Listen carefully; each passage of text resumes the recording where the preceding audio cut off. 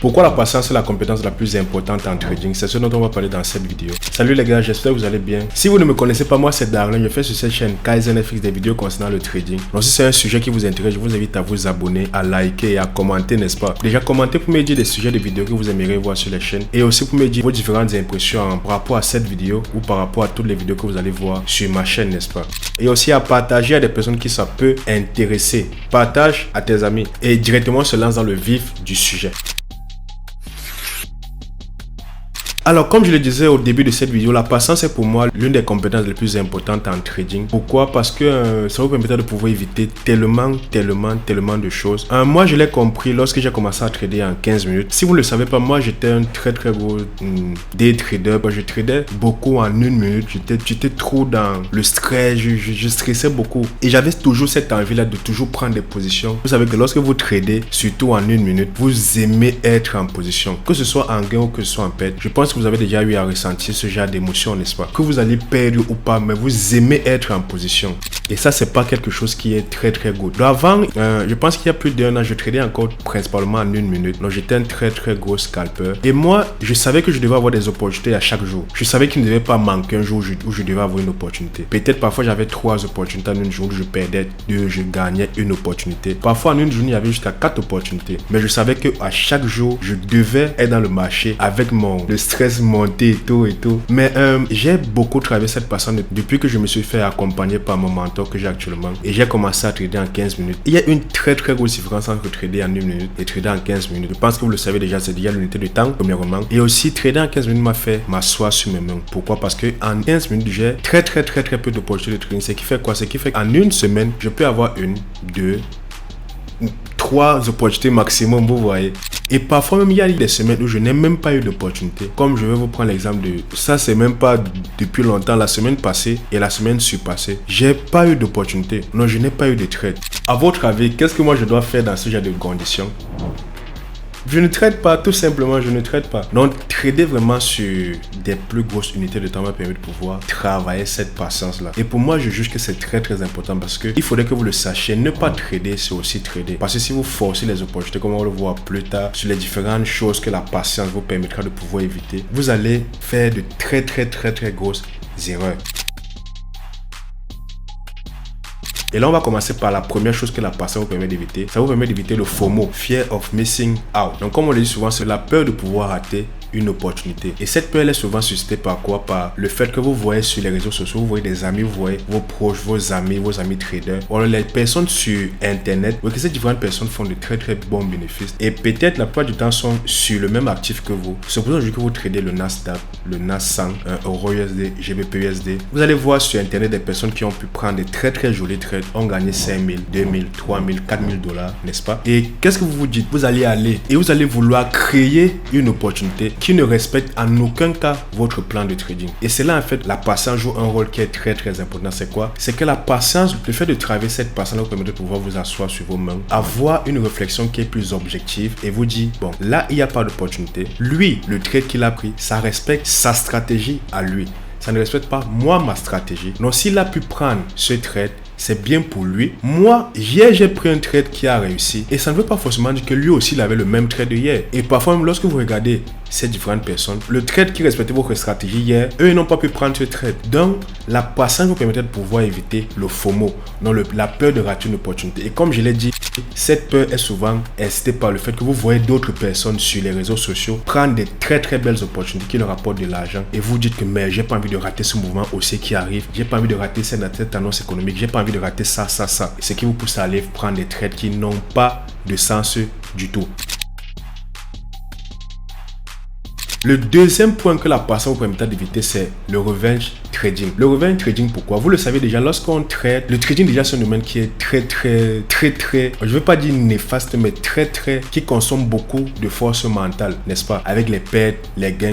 C'est impossible de trader et ne pas effectuer des pertes. Et surtout pour les débutants qui, lors de leur apprentissage, vont beaucoup faire de pertes, le temps de pouvoir créer leur propre système de trading. Donc c'est important de savoir que vous allez perdre sur le marché. Il y a certaines personnes qui prennent mal les pertes et les gèrent mal. Ils ne sont pas assez patients. Dans le sens où la majorité des débutants ou des personnes qui n'arrivent pas à bien gérer leur tempérament, leur stress, lorsqu'elles vont faire une perte, donc lorsque ces différentes personnes-là vont faire une perte sur le marché, ce qu'elles vont faire, c'est quoi? C'est qu'elles vont directement essayer de se racheter, soit dans le sens où peut-être elles ont pris un buy, la position leur a SL, directement ces personnes-là vont décider de prendre un sell, ce qui n'a pas de sens. Pourquoi? Parce que leur analyse prédisait un achat, mais lorsqu'on leur SL, ils sont stressés, ils viennent de perdre peut-être 1% sur leur capital, directement ils engagent encore 1%, et vous le savez, la plupart du temps, qu'est-ce qui se passe? C'est la perte totale, vous voyez. Donc ce qu'il faudrait faire dans ce cas, c'est quoi? C'est lorsque vous perdez, de tellement être discipliné et patient et vous dire, là j'ai perdu, je vais attendre une nouvelle opportunité, je vais attendre qu'une nouvelle schématique pour mon opportunité se présente à moi. Si ce n'est pas le cas, je ne prends pas le trade. Si c'est le cas, je prends le trade. C'est très important de comprendre cela. Donc, s'il n'y a pas de trade, je ne prends pas. Si je viens d'effectuer une perte, je reste calme. Je ne force pas de trade. Donc, le fait d'être patient vous permettra de pouvoir éviter déjà le revers trading parce que vous aurez cette capacité-là à être, je vais dire quoi, à être fort mentalement, de vous dire que là, je viens d'effectuer une perte. C'est good. Ce sont des choses qui arrivent. Dans mon fichier de backtesting, ça arrive que j'ai des pertes. La semaine passée même, j'ai eu une perte, mais après, j'ai eu un gain. Qu'est-ce que vous devez vous dire dans ce cas? J'ai eu une perte. Ce sont des choses qui arrivent. Je vais attendre que le prix arrive sur une nouvelle zone, attendre mes confirmations et ensuite prendre le trade. Donc, lorsque vous perdez, ce n'est pas la fin du monde et ne vous dites pas que vous devez vous racheter tout de suite. Vous allez devoir attendre une autre opportunité pour pouvoir prendre un trade de qualité. Un autre point aussi que la patience vous permettra de pouvoir éviter, c'est quoi? C'est le fait d'avoir des attentes irréalistes. Je m'explique. Lorsque vous démarrez en trading, vous allez remarquer qu'il y a des personnes qui veulent être rentables en 1 mois, en 2 mois, en 3 mois. Parfois même ils veulent être rentables. Donc en fait ils disent que bon, moi j'achète les formations et ils vous demandent à vous qui formez. Bon, je vais commencer à faire l'argent quand et tout. Je vais commencer à gagner les sous quand. Je pense que vous voyez ce genre de personnes, n'est-ce pas? Mais c'est pas comme ça que ça se passe. Et la plupart du temps, c'est souvent influencé par les réseaux sociaux. C'est pour ça que les réseaux sociaux, c'est vraiment, ça a un très mauvais impact sur le trading. Lorsque vous voyez des personnes sur les réseaux sociaux, vous ne connaissez pas depuis quand ils ont commencé le trading. Est-ce que c'est leur 5e année? Est-ce que c'est leur 10e année? Mais là, c'est même pas le plus important. Pourquoi déjà vous vous comparez à ces différentes personnes? Et sachez une chose, vous ne devez pas comparer votre jour, peut-être votre jour 3 au jour 400 de quelqu'un. Cette personne-là a déjà de l'expérience dans ce domaine, alors que vous, ce n'est pas encore le cas. Vous venez de commencer le trading, mais vous désirez déjà avoir les mêmes résultats que cette personne-là. Pourquoi? Parce que vous êtes pressé et vous n'êtes pas patient. Alors que le fait de pouvoir être patient, vous saurez et vous aurez la lucidité de vous dire que bon là, c'est chaud. Je sais, je me suis engagé dans un domaine qui nécessite une très grosse force mentale. Cette personne en face de moi a déjà 2 ans, 3 ans, 4 ans, 5 ans, 8 ans d'expérience. Moi, je suis encore à 1 mois. Le fait de pouvoir réfléchir dans ce sens-là vous permettra de pouvoir relativiser, de vous dire que bon, je suis encore au début, je dois prendre mon temps, je dois prendre le temps de bien apprendre, de faire mes classes et de suivre ce process-là. C'est très important pour vous qui débutez en trading, de comprendre cela. Une des choses aussi que je dois noter qui est très importante, c'est que la majorité des personnes aussi se comparent en fonction de l'âge de ces différentes personnes qu'ils voient sur les réseaux. Vous pourrez voir un jeune sur les réseaux sociaux qui a 18 ans, 20 ans, et vous vous comparez à cette personne. Peut-être vous avez 25 ans, 30 ans, vous êtes même père de famille avec beaucoup d'enfants. Et vous dites que c'est facile, pourquoi ce jeune homme a ces résultats et moi je ne pourrais pas les avoir? Et là vous vous dites que bon, moi je vais directement commencer à trader et bon, vu que lui il est jeune, je pourrais directement avoir les mêmes résultats que lui très rapidement. Et ce sont des choses qui arrivent à tout le monde. Je vais pas dire que c'est normal d'avoir ce genre de ressenti, mais ça arrive. Mais ce n'est pas comme ça que vous devez voir cette chose-là. Ce que vous devez vous demander, c'est quoi? C'est quel est le nombre d'années d'expérience que cette personne a.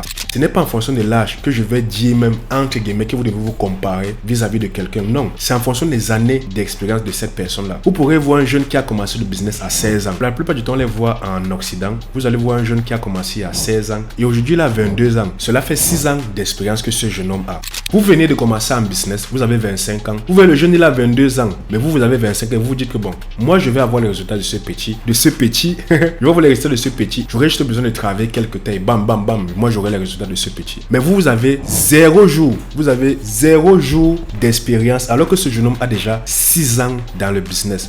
Que ce soit le trading ou d'autres business, mais là nous sommes principalement sur le trading. Ce jeune homme qui fait 10 000 euros, 20 000 euros, 30 000 euros, 50 000 euros par mois a déjà 6 ans d'expérience en trading. Mais vous n'avez que 2 jours. Peut-être vous n'avez même pas commencé à trader, mais vous êtes déjà dans la comparaison que bon, si lui fait déjà ça, moi je peux le faire très rapidement. Ça peut arriver si vous vous mettez vraiment à fond, mais ne vous comparez pas aux gens premièrement. Et même si c'est le cas, ne vous comparez pas aux gens en fonction de l'âge, mais dites-vous que ok, cette personne a combien d'années d'expérience en trading et moi j'en ai combien. Et c'est en fonction de cela que vous allez voir ok, quelles sont les classes que moi je devrais passer pour pouvoir espérer avoir les résultats de cette personne-là en face. Une autre chose aussi dans ce même cas-ci d'avoir les attentes irréalistes, c'est quoi? C'est que vous venez de commencer en trading et vous savez très bien que vous travaillez, vous avez 2 enfants, vous avez une femme, vous êtes très occupé, mais vous commencez en trading avec le peu de temps que vous avez en soirée et vous voulez avoir les résultats des mêmes personnes qui sont full-time en trading. Là, je vous prends un exemple. Vous avez un ami qui est full-time, il a abandonné peut-être les études, je ne sais pas, c'est pas ce qu'on souhaite, mais peut-être il est à la maison, on prépare pour lui, il mange bien et il est full-time en train d'apprendre le trading. Vous, de votre côté, vous êtes à l'école, vous avez des charges, peut-être vous travaillez aussi à côté, vous avez un boulot à côté, mais vous voulez avoir les mêmes résultats que votre ami qui est full-time dans le trading. Donc c'est déjà impossible parce que le même temps d'implication que vous allez mettre dans votre apprentissage en trading, c'est déjà très très différent. Donc vous ne pourrez pas avoir les mêmes résultats que quelqu'un qui met tout son temps en trading et quelqu'un qui met seulement 2 heures par jour. Peut-être pour un début, oui, mais peut-être dans 2 ans, 3 ans, lorsque vous aussi vous aurez mis en place votre système de trading, peut-être là vous aurez les mêmes résultats. Mais pour un début, le temps d'implication, le temps d'apprentissage est très très différent. Donc ne vous comparez pas avec quelqu'un qui est full-time alors que vous mettez seulement 2 heures et parfois même seulement 10 minutes par jour à votre apprentissage. Logiquement, quelqu'un qui s'y met plus, quelqu'un qui investit plus de temps aura, on va dire, plus rapidement de résultats que quelqu'un qui investit moins de temps, n'est-ce pas? Un autre point aussi que la patience vous permettra de pouvoir éviter, c'est l'over-trading. Comme je l'ai dit, il y a des personnes qui veulent changer leur vie en 1 minute. Ils se lancent en trading pour changer leur vie. C'est bien beau, c'est tout ce que moi je vous souhaite. Mais lorsque vous vous lancez en trading, soyez patient, et soyez discipliné. Pourquoi? Parce que si vous avez l'overtrading, dans le sens où l'overtrading c'est quoi? C'est le fait de pouvoir, comme son nom l'indique, overtrader, donc vouloir trop trader. Vous n'allez pas respecter votre plan déjà. Vous allez devoir prendre des trades qui vous n'avez même pas eu à attendre vos différentes confirmations. Vous allez parfois trop risquer parce que vous voulez trop trader dans l'objectif de vouloir trop rapidement changer votre vie. Comme je l'ai dit, c'est une bonne cause, mais ce n'est pas ce qu'il faut faire. Ce n'est pas de cette façon qu'il faut faire, n'est-ce pas? Ce qu'il faut faire, c'est de respecter votre plan. Non, le fait de vouloir overtrader, donc c'est le fait de pouvoir prendre trop de trades. C'est qu'il faut faire risquer beaucoup, ne pas respecter votre plan, ne pas attendre les confirmations, faire de très très grosses erreurs dans l'objectif de vouloir rapidement changer votre vie. Mais ça ne se fait pas comme ça. Vous devez prendre votre temps. Si vous continuez comme ça à overtrader, vous allez cramer vos comptes, rentrer, vous allez pleurer et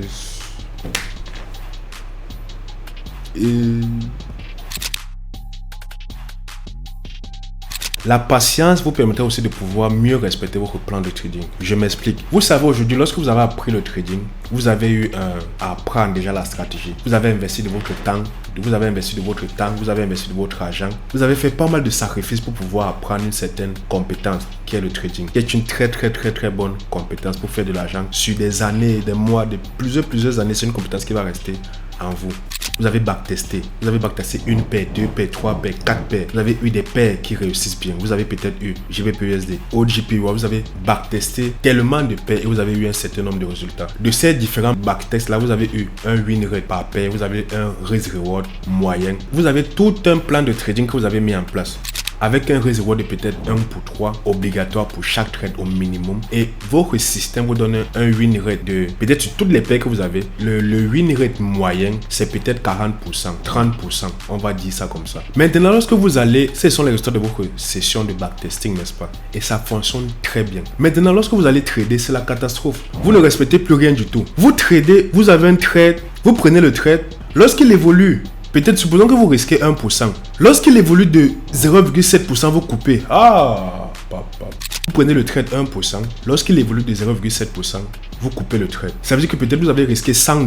Le trade est en train de bien réussir. À $70 de bénéfice, vous coupez. Même pas 1%. Pourtant, vous devez fermer le trade à plus 3R, donc à 3% au minimum pour respecter votre plan de trading. Mais justement parce que vous n'êtes pas patient, lorsque vous voyez l'argent, votre tête commence à bugger et vous commencez à trop rapidement fermer les trades. Et c'est comme ça lorsque les trades là, vous allez taper le TP, vous allez commencer à pleurer et vous sentir mal. Et c'est normal. Pourquoi? Parce que vous n'avez pas respecté votre plan. Et ça, c'est dû à quoi? Au manque de patience. Regardez un exemple. Vous prenez un trade, vous faites moins 1R, donc moins 1%. Je pense que vous comprenez lorsque je parle de R. Moins 1%, moins 1%, moins 1%. Lorsque vous gagnez 1, vous gagnez uniquement 1,2R. Alors que dans votre système de trading, votre plan de trading, votre session de backtesting, c'est minimum 1 pour 3 que vous devez gagner afin que les 1 TP couvrent toutes les 3 pertes. Mais ce n'est pas ce que vous faites. Lorsque le trade atteint 1R ou 1,2R, vous fermez le trade. C'est quoi? Vous fermez le trade pourquoi? Toi, tu fermes le trade pourquoi? Bon, j'espère que c'est pas ce que tu fais. Ou si tu le fais, tu dois le corriger très rapidement. Donc, à 1,2R, tu fermes le trade. Tu prends notre trade. Au lieu d'attendre tes 3R, tu fermes le trade à 1R. Bon, avec tout ceci, 3 pertes, 1,2R et 1R, ça fait 2,2. Vous que vous êtes toujours en perte. Sachant que les deux trades ici, où vous avez fermé 1R et 1,2R sont partis TP. Vous que vous êtes en perte parce que si on fait moins 3% plus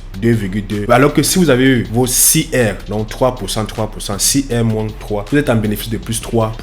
Le manque de patience vous fera perdre énormément d'opportunités. Et là, moi, je vois beaucoup de personnes, bon, même sur les réseaux sociaux qui traitent de cette façon, ils ferment les petites clôtures, les petites clôtures. C'est bien. On dit qu'en trading, il faut gagner de l'argent. Mais si vous ne gérez pas bien votre système de trading, même l'argent que vous courez pour gagner, là, vous serez en perte à la fin du mois. Parce qu'on suppose que vous allez faire des pertes de cette façon. Et après, qu'est-ce qui se passe? Lorsque vous faites les gains, vous fermez rapidement. Vous fermez avec un minimum de même pas parfois 2R. Parfois, c'est 1,5. Lorsque vous êtes à 1,5, vous fermez directement. Alors que lorsque vous perdez entièrement votre risque. Mais lorsque vous gagnez juste un peu. Donc, vous êtes plus fort à couper rapidement vos gains, mais à laisser courir les pertes. C'est pas une très bonne attitude à avoir. Donc, je vous invite à corriger ça. Si c'est ce que toi tu fais, je t'invite à corriger ça très rapidement. Par contre, moi, je respecte toujours mon plan. Si je dis qu'un trade va gagner 3R, je vais faire ma position à 3R. Je fais les clôtures partielles très rarement et je le fais uniquement lorsque je sais que ma position a atteint une certaine zone précise. Et ce n'est pas dû à mon manque de patience, c'est plutôt dû à ma patience parce que j'ai attendu que le trade arrive à une zone de liquidité et à cette zone, je sais que si le prix arrive là-bas, il pourra potentiellement se retourner. Donc là, je fais une clôture partielle. Ce sont les seules fois où je clôture une petite partie des bénéfices.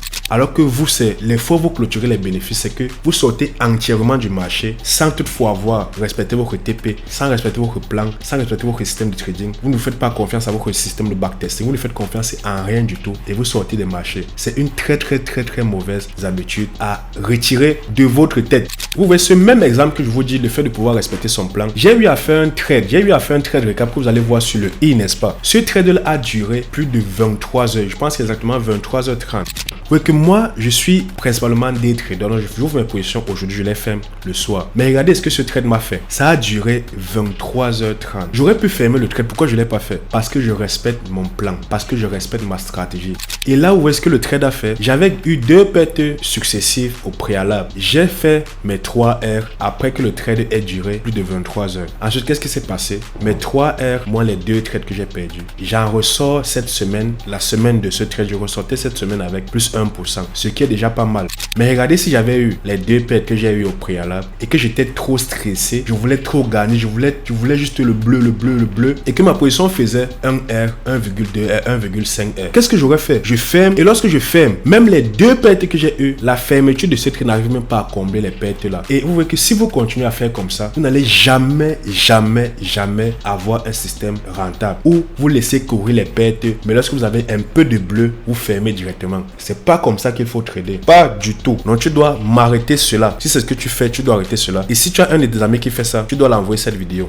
Si la vidéo t'a plu, n'hésite pas à liker la vidéo et aussi à me dire en commentaire quelle est la compétence pour toi que tu juges qui est très importante aussi en trading. Donc n'hésite pas à liker, à t'abonner sur le contenu que je fais sur cette chaîne, te plaît. Et moi je vous dis à plus pour la prochaine vidéo. Passez une excellente soirée ou journée en fonction de l'heure à laquelle vous regardez cette vidéo.